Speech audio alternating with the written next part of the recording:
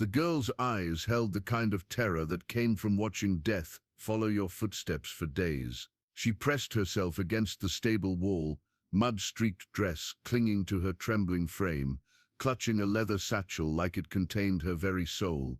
Blood dotted her torn sleeves, not hers, Jack realized, but someone else's entirely. "Please," she whispered, the word barely escaping her cracked lips. "They'll kill us both if they find me here." Jack Morrison had been shoeing his mare when she'd stumbled into his barn like a wounded animal seeking shelter. 20 years of drifting through forgotten towns had taught him to read desperation, and this girl wore it like a second skin. She couldn't be more than 19, with auburn hair that had once been carefully braided, but now hung in tangles around a face marked by sleepless nights and relentless pursuit. The autumn wind rattled the barn doors, carrying with it the distant sound he'd been dreading, hoofbeats. Not the casual rhythm of travelers, but the methodical pace of hunters closing in on prey. Jack set down his hammer and moved to the window, peering through the gap in the weathered boards. 3 riders approached his homestead, their black coats cutting stark silhouettes against the amber grassland. Even from this distance he could see the cold purpose in their movements, the way they sat their horses like men accustomed to delivering death. The leader raised his hand, and they slowed, studying the property with the patience of predators who knew their quarry had nowhere left to run. "Sarah." Jack turned back to find the girl had somehow learned his name, though he'd never given it. Her fingers traced the worn leather of her satchel, and he caught a glimpse of papers inside, documents that bore official seals and signatures. "My name is Sarah Caldwell," she said, her voice steadying with resolve. "And those men aren't lawmen, no matter what badges they carry. They killed my father 3 days ago for what's in this bag. They'll kill you too if you help me." The hoofbeats grew closer, and Jack felt the familiar weight of choice settling on his shoulders. In the distance, smoke rose from the direction of town, a reminder that some fires, once started, consumed everything in their path. The girl's eyes never left his face, searching for the answer that would determine whether she lived to see another sunset. "You got a back way out of here?" Jack asked, already moving toward his rifle rack. The question earned him a flicker of hope in Sarah's eyes, but he wasn't making promises yet. 20 years of staying alive meant weighing every choice against its consequences, and these particular consequences looked like they wore black coats and carried expensive guns. "There's a creek bed behind the north pasture," Sarah said, clutching the satchel tighter. "But they'll track me. They always do." The riders had stopped at his fence line, close enough now that Jack could see their faces. Hard men with the kind of patience that came from being well paid for their work. The leader, a man with silver hair and dead eyes, dismounted and approached the house with the confidence of someone who'd done this before. "What's in that bag worth dying for?" Jack asked, though part of him already knew he'd made his decision the moment he'd seen the blood on her sleeves. Sarah's laugh held no humor. "Proof that Judge Harrison has been selling water rights to railroad companies while telling farmers their land claims were invalid. My father was his clerk. He copied everything before they killed him." She met Jack's gaze directly. 50 families lost their homes because of those forged documents. Children went hungry because of Harrison's greed. A knock echoed through the cabin, 3 sharp raps that carried the weight of authority. Jack had heard that knock before, in other towns, from other men who believed their badges granted them the right to take whatever they wanted. The difference was this time he wasn't running. "Jack Morrison," the voice called through the door, cultured and cold. "We know you're in there. We're looking for a young woman, dangerous criminal, wanted for theft and murder. Surely a law-abiding citizen like yourself wouldn't harbor such a person." Sarah's breath caught, but Jack was already moving, checking his rifle's chamber and sliding extra cartridges into his pocket. Through the window, he could see the other 2 riders positioning themselves to cut off any escape routes. Professional work, but he'd expected that. "They burned out the Hendricks family last week," Sarah whispered. "Claimed they were harboring fugitives. Martha Hendricks lost her baby in the fire." The knock came again, more insistent this time, and Jack could hear the underlying threat in its rhythm. In the distance, more smoke rose from town, and he wondered how many other families had already paid the price for standing against Judge Harrison's corruption. The girl beside him, represented something he'd stopped believing in years ago, the possibility that doing right might actually matter. The door splintered inward with a crash that sent Sarah scrambling deeper into the cabin's shadows. Jack raised his rifle as the silver-haired man stepped through the wreckage, flanked by his companions, one a bull of a man with scarred knuckles, the other thin and nervous, his hand twitching near his sidearm. "Lower the weapon, Morrison,"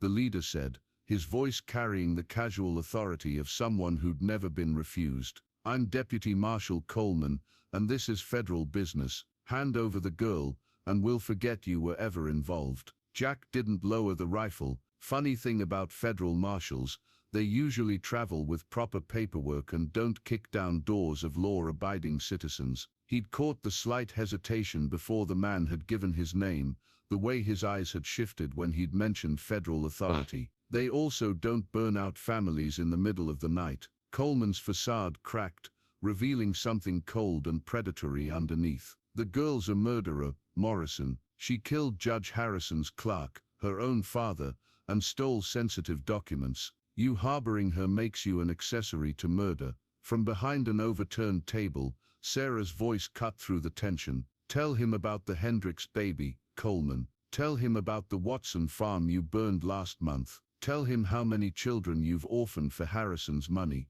The thin man's hand moved toward his gun, but Jack's rifle swung to cover him before he could clear leather. "I wouldn't," Jack said quietly, and something in his tone made the man freeze. "Now I'm thinking real federal marshals would have mentioned that arrest warrant they're carrying. Funny how you boys forgot to bring one." Coleman's smile was all teeth and no warmth. "You're making a mistake, Morrison. Judge Harrison owns this county, owns the sheriff, owns the bank, owns the railroad. That girl has stolen documents that could damage important men with long memories and deep pockets." He gestured toward the window, where smoke continued to rise from town.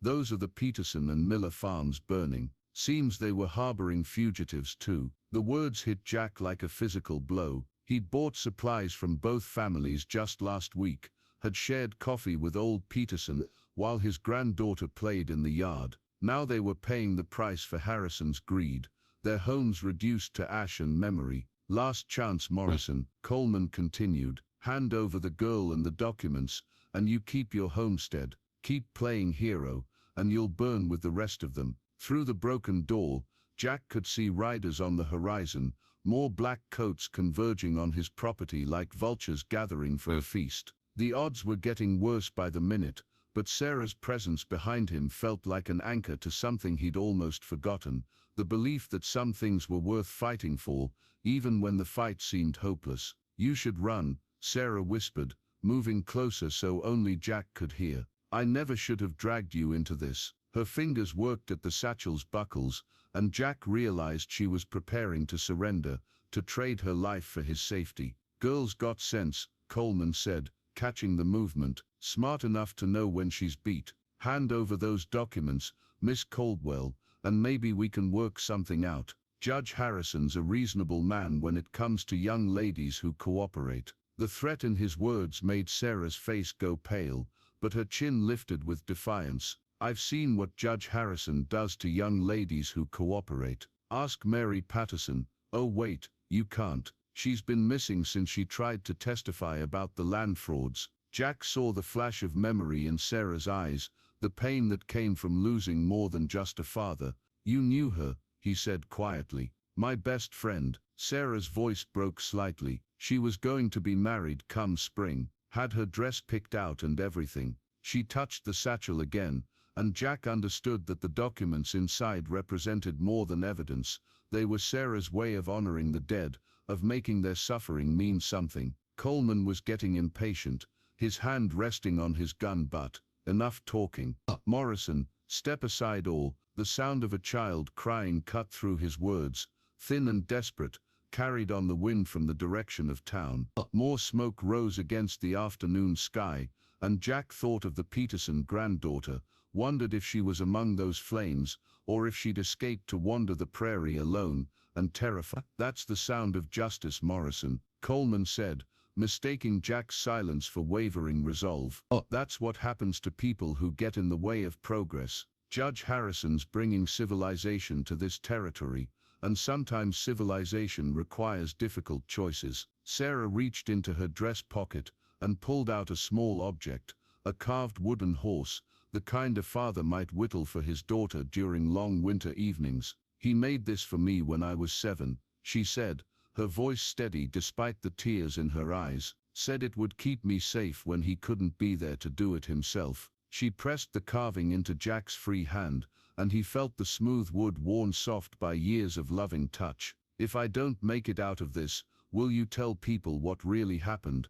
Will you make sure they know my father died trying to protect families like the Petersons?" Jack closed his fingers around the wooden horse, feeling its weight like a promise. Outside, the riders were forming a wider circle, cutting off any chance of escape. But looking at Sarah, seeing the courage in her young face, the determination to make her father's death count for something, Jack realized he'd already made his choice long before the men in black coats had arrived.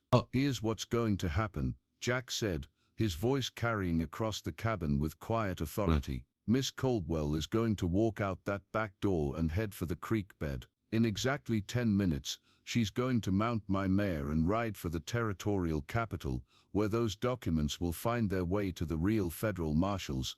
Coleman laughed, but there was nervous edge to it now. "And you think we're just going to let that happen?" "No," Jack replied. "I think you're going to be too busy with me to worry about where she goes." He'd counted the riders through the window, 8 men, maybe 9, all positioned to prevent escape. But they'd made the same mistake most hired guns made. They'd underestimated what a man would do when he stopped running from his past. The explosion of gunfire that followed would be talked about in saloons for years to come. Jack Morrison, the quiet drifter who'd kept to himself, proved that 20 years of staying alive had taught him more than just survival. The first shot took Coleman's center mass, spinning him around like a child's top. The second shattered the thin man's gun hand before he could clear leather. The bull-necked enforcer managed to get his weapon out, but Jack was already moving, using the cabin's furniture for cover as bullets splintered wood around him. Through the chaos, he heard Sarah's footsteps disappearing toward the back door, and that sound gave him the strength to keep fighting even as the odds stacked against him.